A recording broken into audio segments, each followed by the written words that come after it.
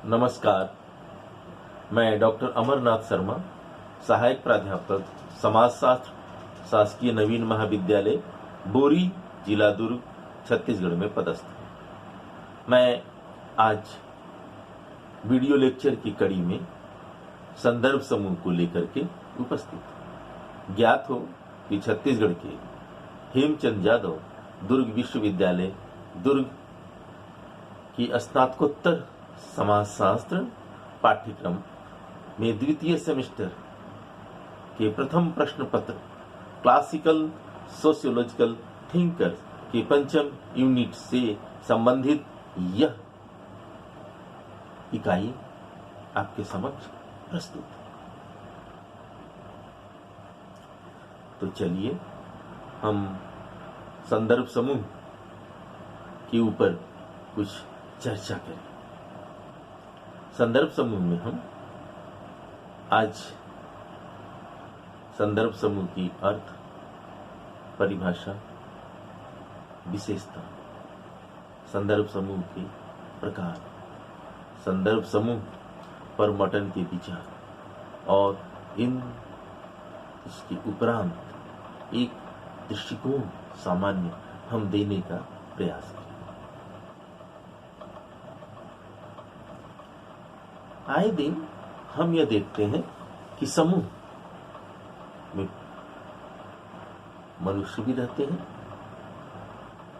जानवर भी रहते हैं, पशु पक्षी भी रहते हैं। सभी लोग किसी न किसी प्रकार के समूह में रहते हैं। इसलिए सर्व समूह एक विश्वव्यापी अवधारणा है। समूह से अक्सर सामान्य भाषा में हम ये समझते हैं कि जब दो या दो से अधिक व्यक्ति आपस में मिलते हैं, एक दूसरे पर प्रभाव डालते हैं, तो समूह का निर्माण हो जाता है। यहां हम संदर्भ समूह की बात करते हैं। संदर्भ समूह को लोग अनेक अर्थों में प्रयोग करते हैं, जैसे संदर्भ समूह, निदर्शन समूह, प्रमाण समूह और रेफरेंस समूह। सबका अर्थ एक ही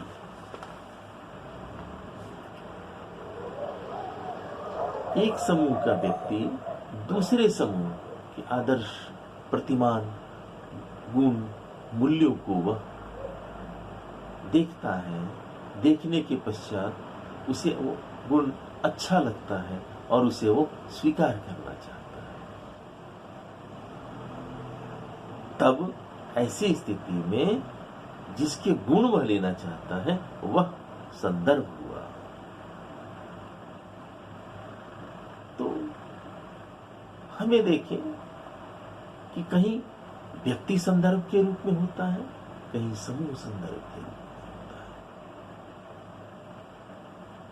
हम इन सभी तथ्यों को क्लियर करते हुए आगे बढ़ेंगे। संदर्भ व्यक्ति या संदर्भ समूह को उदाहरण के रूप में हम यह देखने का कोशिश करें, जैसा कि चित्र में दर्शाया गया है। राजनीतिज्ञ के रूप में हम संदर्भ के रूप में माननीय प्रधानमंत्री नरेंद्र मोदी जी को लेते हैं। वैज्ञानिक और प्रशासक के रूप में हम एपीजे अब्दुल कलाम को लेते हैं, जो साइंटिस्ट के साथ साथ भारत के राष्ट्रपति भी रहे। उद्योगपति के रूप में हम मुकेश अंबानी का नाम लेते हैं। ये सभी हमारे समाज के क्या हैं? संदर्भ हैं। इनके गुण, इनके मूल्य को देख करके अन्य व्यक्ति अपने आप में लाना चाहता है। एक तरफ यह संदर्भ है, दूसरी तरफ हम इसे आदर्श भी बोलते हैं। समूह की तरफ हम चले तो हम ये देखते हैं कि समाज में अनेक तरह के समूह हैं। जिस समूह के गुणों को व्यक्ति या समूह आत्मसात करना चाहता है, जैसे हम उदाहरण के लिए देखते हैं कि क्रिकेट क्लब ऑफ इंडिया का प्रत्येक क्रिकेट खिलाड़ी सदस्य बनना चाहता है। WHO हो, उसका लोग सदस्य बनना चाहते हैं। ये क्या है कि सदस्य बनने से एक प्रतिष्ठित हो जाते हैं, एक उन्हें प्रतिष्ठा मिलती है, सम्मानजनक एक अवस्था में वो चले जाते हैं। आदमी को, व्यक्ति को आगे बढ़ने की प्रेरणा मिलती है। ये सभी क्या है? संदर्भ है, और ये संदर्भ समूह का समाज में इसलिए बहुत बड़ा महत्व है। अब हम यह देखें कि संदर्भ समूह का सबसे पहले मानव समाज में किसने प्रयोग किया? तो अध्ययन के पश्चात यह ज्ञात होता है कि मानव विज्ञान में सन 1942 में एच हाइमन ने इसका प्रयोग किया। मानव की मनोवृत्ति तुलनात्मक अध्ययन के संदर्भ में इसका प्रयोग किया। तत्पश्चात समाज के अनेक समाज वैज्ञानिक जैसे सेरिफ, टर्नर, लिंटन, स्टाउफर इत्यादि ने मनोविज्ञान के अतिरिक्त इसे समझने का प्रयास किया। तो अमेरिकन सोल्जर्स में इन्होंने अपना योगदान दिया। तत्पश्चात R.K. मटन ने सन 1959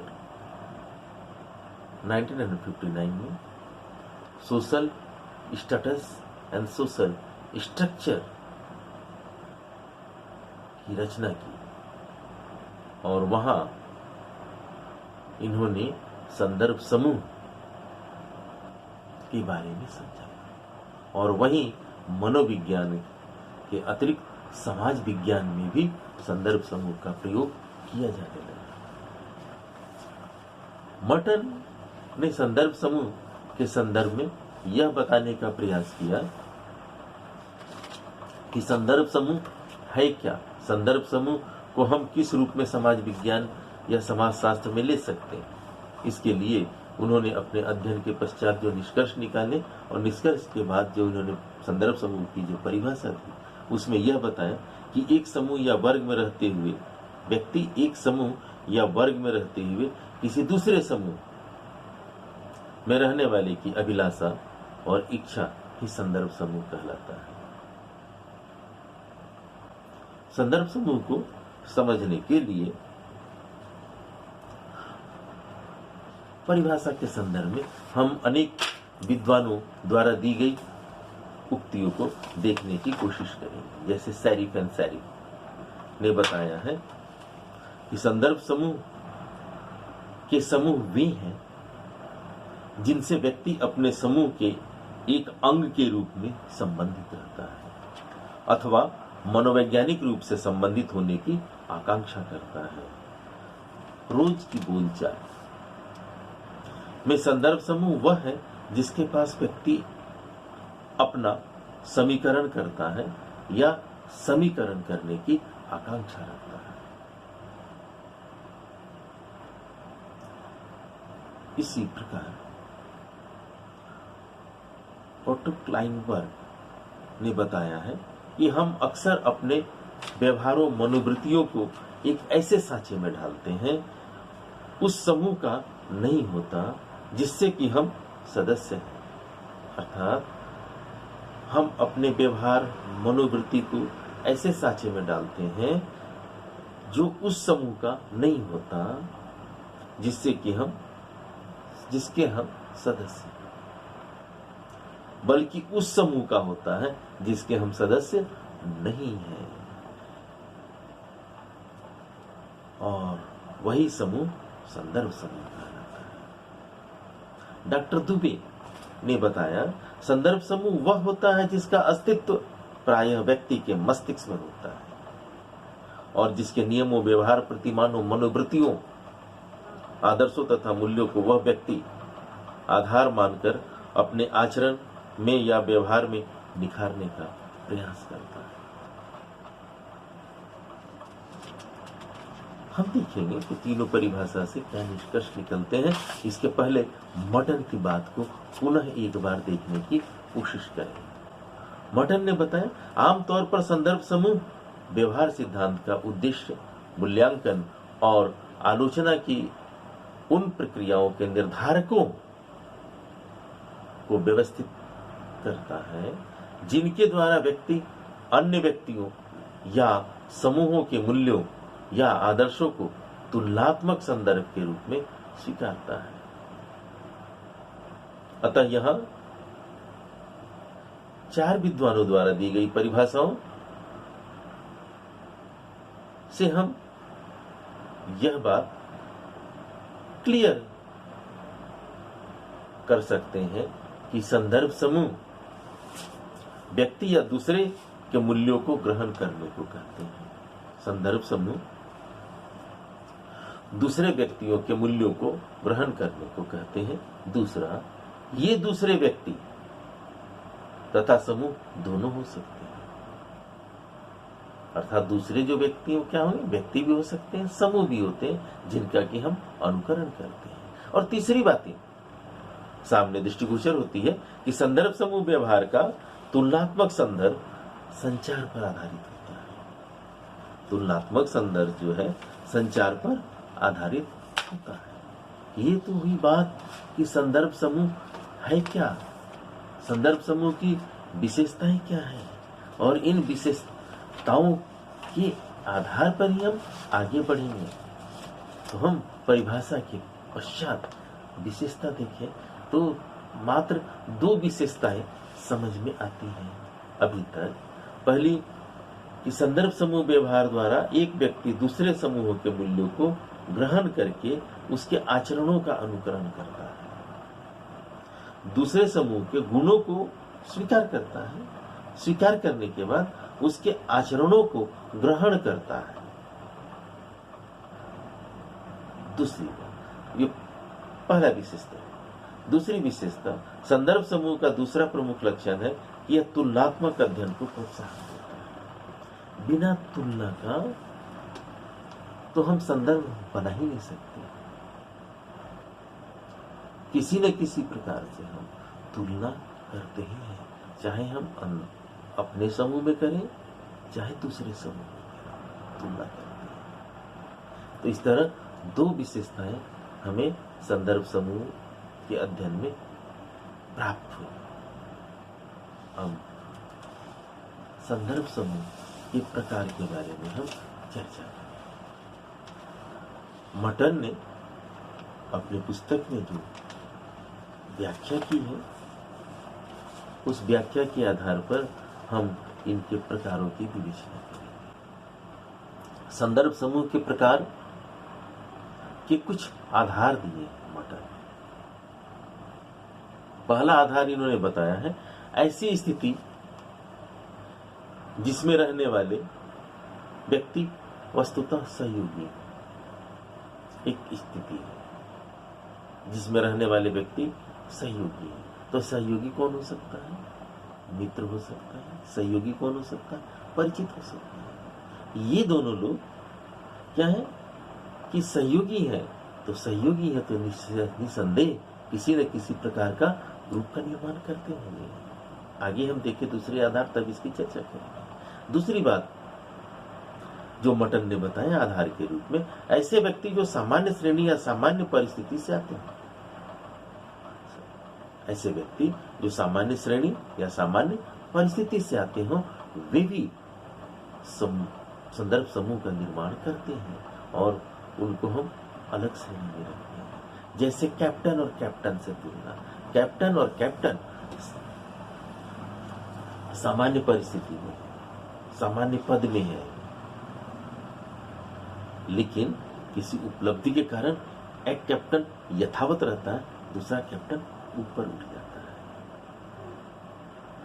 तीसरा आधार प्रकार के लिए जो मटन ने बताया है कि ऐसे व्यक्ति जिनकी परिस्थिति एक सामाजिक श्रेणी पृथक पृथक होती है, जैसे सेना का है एक सिपाही और एक कैप्टन से तुलना।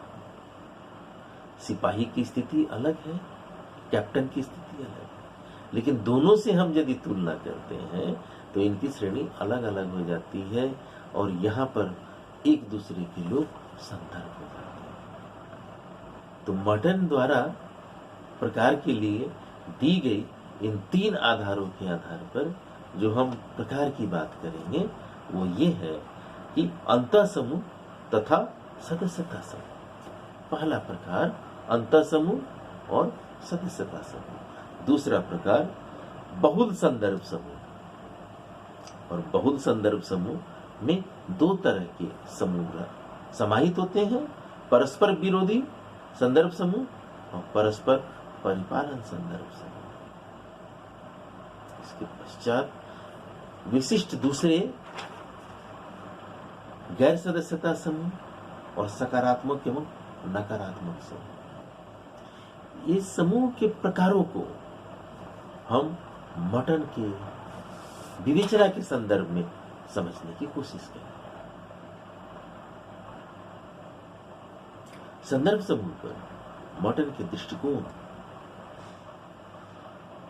को हम समझें, इसके लिए हमें यह समझना जरूरी होगा कि मटन ने संदर्भ समूह के बारे में कहा क्या है। संदर्भ समूह के बारे में मटन ने यह बताया है कि आमतौर से सिद्धांत आनुभविक अध्ययनों से प्रभावित होते हैं। जो सिद्धांत होते हैं, किसी भी प्रकार के सिद्धांत, वो आनुभविक सिद्धांतों से प्रभावित होते हैं और आनुभविक सिद्धांत सिद्धांत से प्रभावित होते हैं। एक दूसरे से परस्पर संबंधित है। और मटन का जो सिद्धांत है संदर्भ समूह का, ये आनुभविक सिद्धांतों से सामाजिक सिद्धांतों की ओर जाता है। क्योंकि मटन ने द अमेरिकन सोल्जर्स से जो तथ्यों को लिया है, प्रमाणित तथ्यों को लिया है, जो अनुभविक तथ्यों को लिया है, उसको लेकर के इन्होंने एक सिद्धांत बनाया है जिसे हम संदर्भ समूह का सिद्धांत कहते हैं।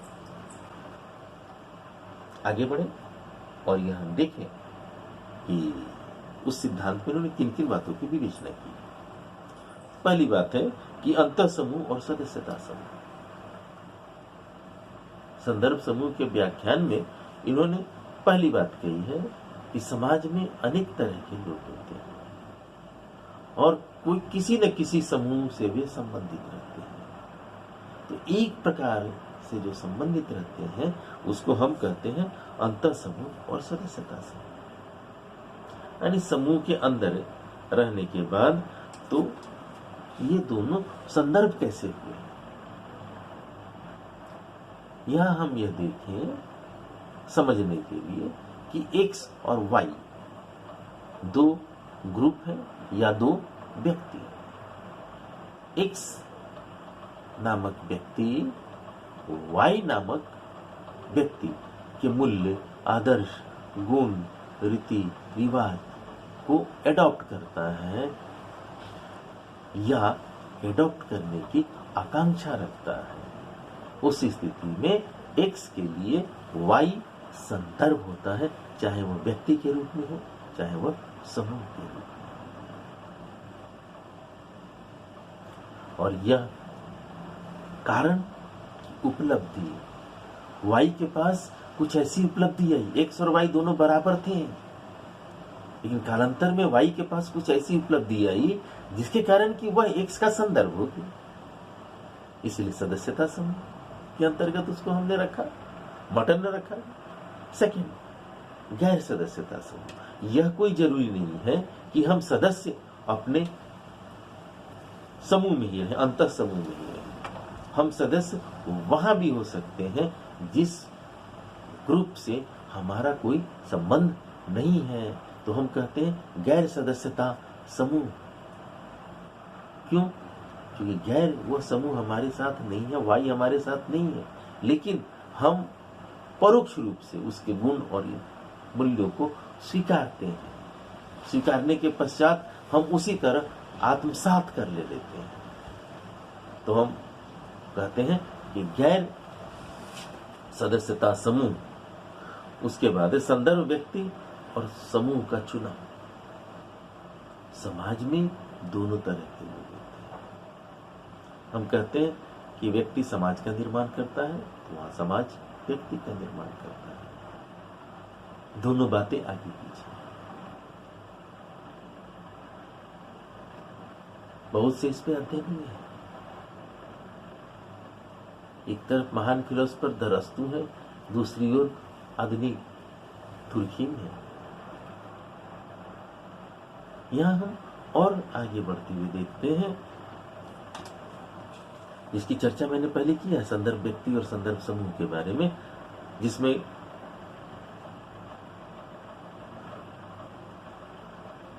भूमिका संघर्ष की बात आती है। नेक्स्ट जो मटन ने बात कही है अपने संदर्भ समूह की अवधारणा में, कि दूसरे विशिष्ट से तात्पर्य है कि समाज में अनेक समूह है, समाज में अनेक लोग हैं, लेकिन दूसरे विशिष्ट तब होते हैं जब वह विशेष प्रशिक्षित हो जाते हैं, सामान्य से बिल्कुल अलग हो जाते हैं प्रशिक्षण के आधार पर, अनुभव के आधार पर, तो वह कहलाते हैं दूसरे विशिष्ट। जब उनके पास कुछ अलग तरह की रचनात्मक चीजें आ जाती, गुण आ जाते हैं, तो हम उन्हें संदर्भ मानते हैं।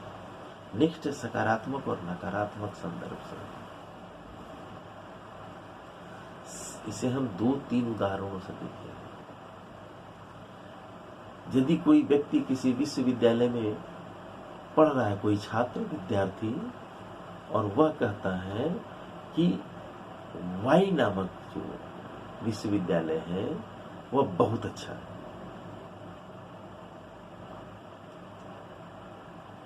वहां प्लेसमेंट अच्छा है, रिजल्ट अच्छा है, इसलिए यह रचनात्मक दृष्टिकोण, रचनात्मक संदर्भ समूह। वहीं कहीं कोई व्यक्ति यह कहता है, कोई विद्यार्थी यह कहता है कि अमुक जेड नामक विश्वविद्यालय में नामांकन लेने से रिजल्ट बहुत अच्छा नहीं होता है, रिजल्ट प्रभावित होता है, उसकी बुराइयों को बच्चे बहुत अधिक फील कर जाते हैं। ऐसी स्थिति में वह नकारात्मक संदर्भ का निर्माण करता है। दूसरे संदर्भ में उदाहरण से हम यह देखें कि समाज में कोई व्यक्ति एक आदर्श बनना चाहता है, एक अच्छा इंजीनियर, एक अच्छा डॉक्टर, एक अच्छा साइंटिस्ट बनना चाहता है। उसके कोई न कोई आदर्श रहेंगे, कोई न कोई संदर्भ रहेगा, और उस संदर्भ से ये स्वयं एक संदर्भ तैयार हो रहा है, तो इसे हम क्या कहेंगे? सकारात्मक संदर्भ से। वहीं एक व्यक्ति जिसे समाज नकारता है, वैसे समूह का सदस्य बनना चाहता है या बनने की आकांक्षा रखता है, उसे हम नकारात्मक समूह कहेंगे। जैसे समाज को तोड़ने वाले बहुत से समूह, जैसे वैसे समूह का नाम है नक्सलवादी संगठन, आतंकवादी संगठन, भ्रष्टाचार से लिप्त सफेद पोश जो है संगठन। ऐसे लोगों के संगठन में यदि हम जाते हैं तो उसे हम नकारात्मक संदर्भ समूह कहते हैं। लेकिन यह समाज है, कुछ लोग सकारात्मक संदर्भ समूह के सदस्य बनते हैं, कुछ लोग नकारात्मक संदर्भ समूह के सदस्य बनते हैं। आगे बढ़े कि मटन ने और क्या कहा है। मटन ने कहा है कि समरूपता और असमानता, अर्थात कन्फर्मिटी एंड नॉन कन्फर्मिटी। कुछ मूल्यों को हम लेते हैं, कन्फर्म करते हैं, तो हम इसके सदस्य होते हैं। फिर बहुल संदर्भ समूह। बहुल संदर्भ समूह से तात्पर्य है कि परस्पर विरोधी और निरंतर संपर्क, परस्पर विरोधी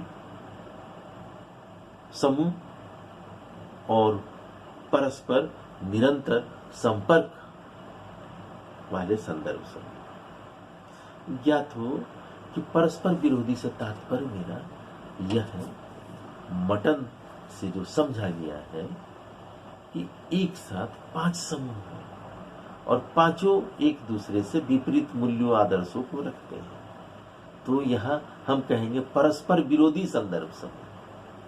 और वैसे विरोधी संदर्भ समूह को हम नकार देते हैं, समाज के अधिकांश लोग उसे नकार देते हैं। वहीं दूसरी ओर निरंतर संपर्क वाले संदर्भ समूह, सदैव हम संपर्क में रहते हैं, लोगों से संपर्क में रहते हैं, आत्मीयता बढ़ जाती है, प्रत्यक्ष या परोक्ष संबंध बढ़ता है, एक दूसरे पे प्रभाव डालते हैं, तब ऐसे जो समूह बनते हैं उस समूह को हम निरंतर संपर्क वाले व्यक्ति कहेंगे। अब संदर्भ समूह को प्रभावित करने वाले तथ्य, संदर्भ समूह को प्रभावित करने वाले तथ्य के बारे में मटन ने 26 पॉइंट दिए। उस 26 पॉइंट को हम चित्र में आसानी से देख सकते हैं। जैसे मैं पुस्तक से आपको समझाने की कोशिश करूं पॉइंट्स को, कि समूह के सदस्यों में लिप्त रहने की मात्रा। संदर्भ समूह के चुनाव को प्रमाणित करना है ना भाई, तो प्रमाणित करने के लिए यह बताया इन्होंने कि संदर्भ समूह के सदस्यों में लिप्त रहने की मात्रा, समूह के सदस्य की वास्तविक अवधि, समूह में सदस्य की अपेक्षित अवधि, समूह के अस्तित्व की वास्तविक अवधि, समूह के अस्तित्व की उपेक्षित अवधि, किसी समूह का या उनके निर्णायक अंगों का निरपेक्ष आधार, समूहों की सदस्यता के लिए सामाजिक परिभाषाओं या नियमों को स्पष्ट होना या अस्पष्ट होना, समूह की मुक्त अथवा बंद प्रकृति, वास्तविक तथा महत्वपूर्ण सदस्यों का अनुपात, सामाजिक विभेदीकरण की मात्रा, सामाजिक संस्तरण की आकृति तथा ऊंचाई, सामाजिक एकता के प्रकार तथा मात्रा, समूह की एकता, समूह के अंतर्गत सामाजिक अंतःक्रिया की सीमा, समूह में सामाजिक संबंधों की प्रकृति, समूह के आदर्श नियमों के प्रति अपेक्षित समरूपता की सीमा, पथनष्ट व्यवहारों के प्रति सहनशीलता, आदर्शात्मक नियंत्रणों की व्यवस्था, समूह में भूमिकाओं का मूल्यांकन किए जाने की मात्रा, समूह की पारस्परिक संरचना, समूह की स्वायत्तता या निर्भरता की मात्रा, समूह के अस्थायित्व की मात्रा, समूह के संरचना संदर्भ को अस्थायित्व की मात्रा, समूह के स्थापित करने के तरीके, समूह के सापेक्षिक सामाजिक प्रतिष्ठा, समूह की सापेक्षिक शक्ति। ये 26 पॉइंट्स मटन द्वारा दिए गए हैं, जो संदर्भ समूह चुनाव को प्रमाणित करेंगे। ये सारी विशेषताओं में कुछ विशेषताएं रहेगी जो उसे प्रमाणित करें। अब संदर्भ समूह के प्रकार्यात्मक, संदर्भ समूह में कुछ निश्चित प्रकारों को बताया गया है, लिखा गया है। इसमें हम यह देखते हैं कि संदर्भ समूह व्यक्ति को उसके साथ समरूपता स्थापित करने की प्रेरणा देता है, जिसके कारण व्यक्ति अपने संदर्भ समूह के मूल्यों, आदर्शों तथा आचरणों को अपने जीवन में उतारने के लिए प्रयत्नशील रहता है। मटन के अनुसार व्यक्ति का प्रत्याशित समाजीकरण की दिशा में संदर्भ समूह का प्रकार उल्लेखनीय है। अर्थात हम आगे बढ़ेंगे। यहाँ पर उन्होंने बताया कि सामाजिक क्रिया के अंतर्गत जो संदर्भ समूह का रोल होता है वह समाजीकरण की ओर भी जाता है, इससे समाजीकरण होता है। क्योंकि प्रकार में बताया गया जैसा संदर्भ समूह वैसा समाजीकरण का दिशा, डायरेक्शन या स्थिति भी हो सकता है। जैसे सकारात्मक और नकारात्मक, जो व्यक्ति जहां से प्रभावित हो सकारात्मक हो तो सकारात्मक संदर्भ समूह की ओर भाग के समाजीकरण हो रहा है, दूसरी ओर नकारात्मक तो नकारात्मक डायरेक्शन की ओर जाकर के उसका समाजीकरण हो रहा है। इस प्रकार हम देखते हैं कि समाजशास्त्र में मॉर्टन द्वारा प्रतिपादित संदर्भ समूह की अवधारणा, सिद्धांत महत्वपूर्ण है, जो सामाजिक अध्ययन के लिए एक नया आधार और दिशा देने का प्रयास करेंगे। धन्यवाद।